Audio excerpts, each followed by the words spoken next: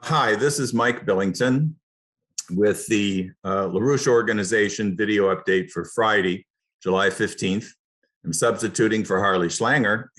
He will be back on Monday. He'll do the Monday, Tuesday, Wednesday show, but he is in the midst of a 3-week travel with his family. So there'll be some more days of substitution in the next couple of weeks. So today, as every day recently, we're seeing more signs of the total collapse of the entire Western political and economic structure, which is now in free fall. A week ago, Boris Johnson was driven out of office in the UK. Yesterday, Mario Draghi was forced out of office in Italy to wildly cheering crowds throughout the country. These are the number one and the number two promoters of the proxy war against Russia taking place in Ukraine. Boris Johnson traveled to Kiev twice to lecture Zelensky, "Thou shalt not negotiate with the Russians. You shall fight the Russians down to the last Ukrainian." Mario Draghi is not as well known in the US, perhaps, but this is a top oligarchical asset for the British Empire. The EIR intelligence chief for Italy, Claudio Cillani, has a report in this morning's EIR Daily Alert. He makes the point that Draghi was never a politician, just a hatchet man carrying out his promise to do, quote, whatever it takes to defend the British crown and its financiers throughout his entire career. He was the Director General of the Italian Treasury in 1992 during an incident that was exposed by the Executive Intelligence Review, the so-called Britannia Royal Yacht Conspiracy, in which the Britannia Royal Yacht came down to Italy. Draghi went out to the boat and they planned out the transformation of Europe into satrapies for the empire. Draghi was a Goldman Sachs speculator. He's the promoter of the quantitative easing, money printing, which has caused the current hyperinflationary collapse. He was the former head of the European Central Bank, and then he became the technocrat prime minister in Italy, enforcing both NATO's war and the sanctions, but also the entire speculators first policy of the European Union, which has devastated families and industries, farms, communities across Europe for decades. So not only that, but the Estonian Prime Minister, Kaja Kallas, resigned on Thursday.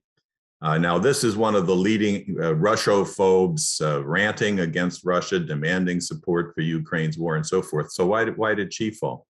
Well, because the same reason as everybody else, really. It's the economy, stupid, as one famous American Democrat once said. There's 22% inflation in Estonia. Despite all this NATO aid and weapons coming in to fight the Russians, the country's collapsing. So she's out. We'll see what happens to her. The Serbian president, who has been one of the few voices in Europe opposing this insanity, this madness, Aleksandar Vučić, he said all this talk that this is just a regional or a local war must be dropped. The entire Western world is fighting against Russia in Ukraine. It is a global conflict. And even more stark was the Belarus president, Lukashenko, who, stopping short of saying we're facing a nuclear war, said essentially that. He said this Western policy is bringing the world closer to the abyss of a major war, where Western countries, stage managed by the US, are dismantling the system of global security steadily, methodically, and even against their own national interests and their own population's wishes. He referenced this as a crusade, and he said the West seems to forget how similar ventures ended for their predecessors. And now that is a reference to Napoleon and then Hitler, both not fascists who thought they could take Russia, destroy Russia, and of course were themselves destroyed and destroyed Europe with it, as is now happening under NATO. So how are things going in the UK and the US and the EU? Well, as you know, hyperinflation, lack of fuel, lack of food, The entire Midwest, all the way down through Texas, is being warned, or not really warned, they're being told that there will be blackouts this summer, and it'll be far worse in the winter. And the situation is even worse in Europe, where they're being told to freeze for freedom. We have to defend Ukraine, so I'm sorry, we can't provide you with home heating. So this is causing a revolt in the population. There are strikes across the transatlantic.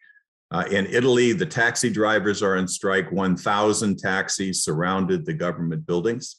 I'm sure you've all followed what's happening in the Netherlands, where the farmers, joined by the fishermen, have been for weeks now shutting down highways, occupying central cities. This is both over the economic decline, but in this case, even more so against the green insanity, where the government is insisting on literally shutting down 30% of the farmland. The same plan is in the making in the US as well. But this was actually being implemented under the lying excuse that the runoff of nitrogen and phosphorus was causing ecological disaster.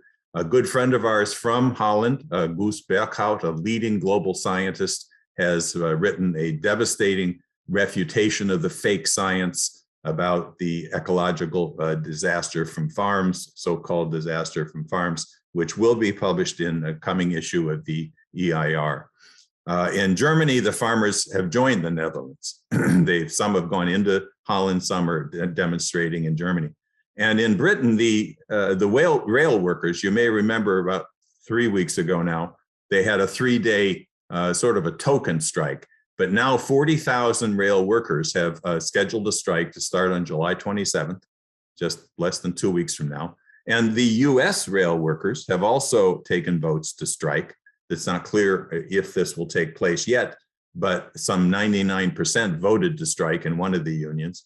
And this is over wages and so forth, but it's also over the fact that the billionaires, Warren Buffett and others who own the railroads, have systemically cut employment to the point where now you have 3-mile-long trains with one person running the entire operation, which is not only unsafe, it's also insane. So don't expect that the fall of the governments is going to lead to anything better.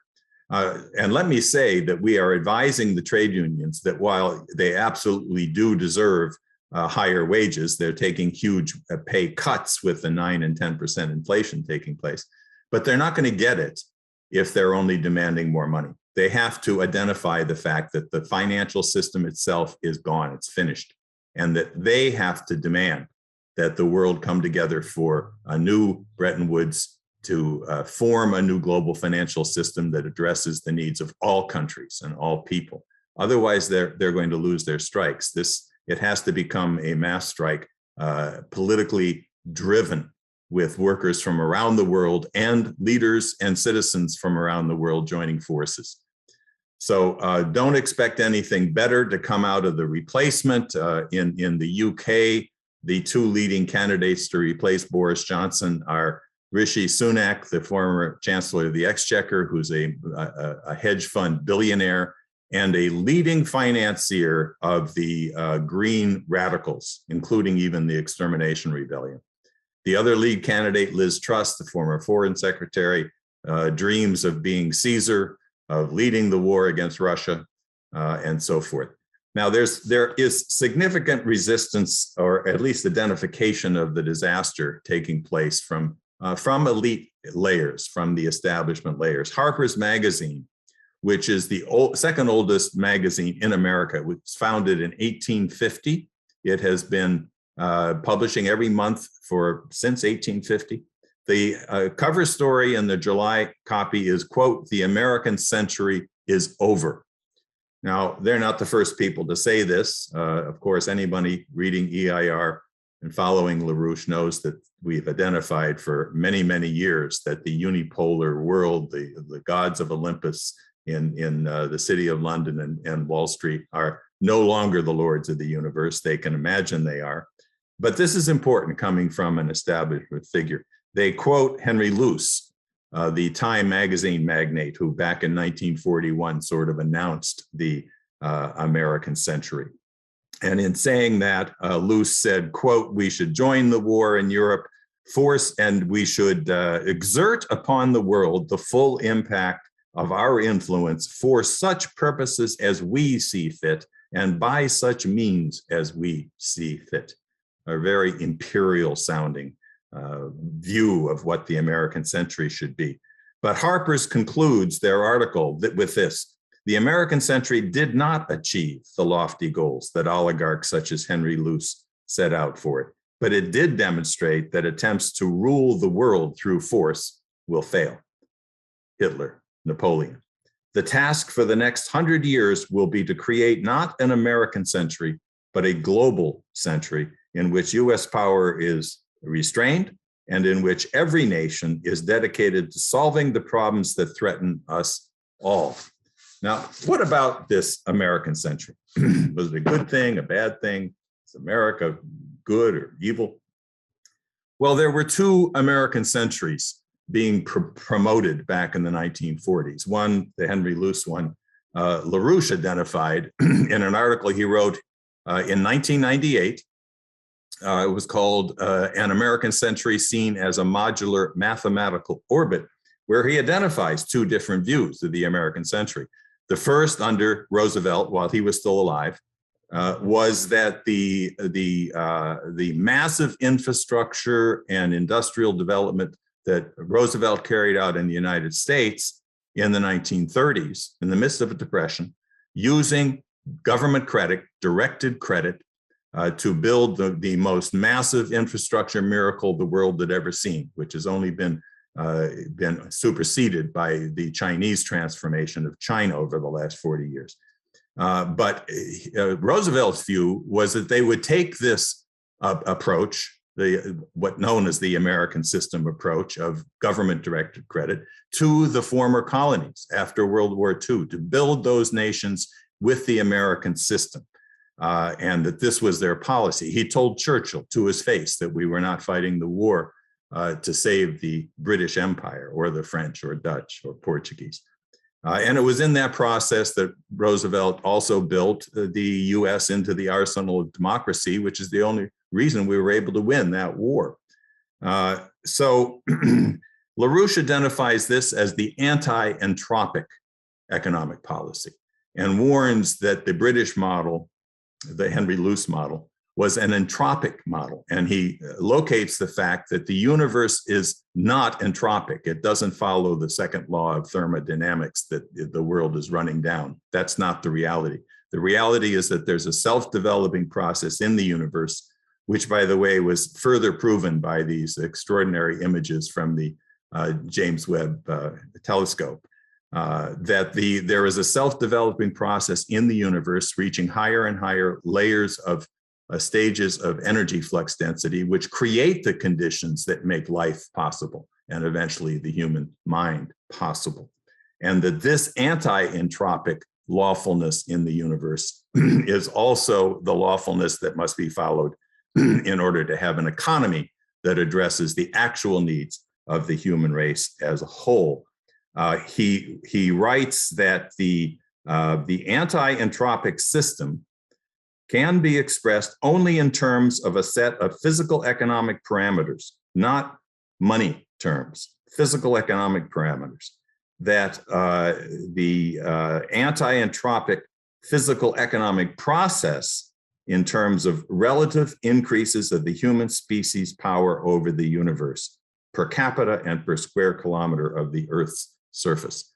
This is LaRouche's idea. Now, clearly, that American century did not take place. You had a fight over that approach and the British monarchist approach to the world, which battled itself out, but especially starting in the 1960s, what we called the 68ers, the post-industrial rock, drug, sex counterculture, you began to see the unraveling of what was left of Roosevelt's approach and the increasing takeover of an entropic policy that has subsequently led to the crisis we have today.